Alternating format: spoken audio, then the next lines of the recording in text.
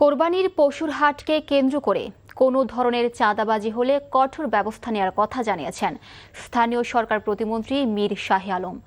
রাজধানীতে কোরবানির পশুর হাটের কারণে যেন জনভোগান্তি না হয় সেদিকেও সর্বোচ্চ নজর দেয়া হবে বলে জানান তিনি।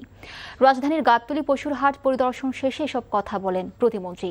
বলেন, অনুমোদিত স্থান ছাড়া কোথাও হাট বসানো হবে না। হাটের কারণে যানজট নিরসনে আইনশৃঙ্খলা বাহিনী কাজ করবে। ঈদ যাত্রা আনন্দময় করতেও কাজ চলছে বলে জানিয়েছেন স্থানীয় সরকার প্রতিমন্ত্রী।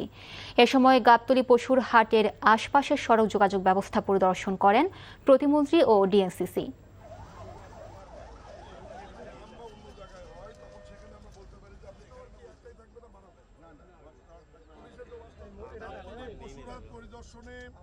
সাধারণ মানুষকে ভোগান্তির মধ্যে না রেখে তাদেরকে আরামদায়ক করবার জন্য যে সমস্ত ব্যবস্থাপনা করবার দরকার, আমরা সরাসরি মন্ত্রণালয়ের পক্ষ থেকে মন্ত্রীরা এবং আইনশৃঙ্খলা বাহিনী এবং প্রশাসক আমরা মাঠে এসেছি, দেখছি, আমরা কাজ করছি এবং মানুষের সুবিধার জন্য, জনগণের সুবিধার জন্য আমরা সবসময় মাঠে থাকবো।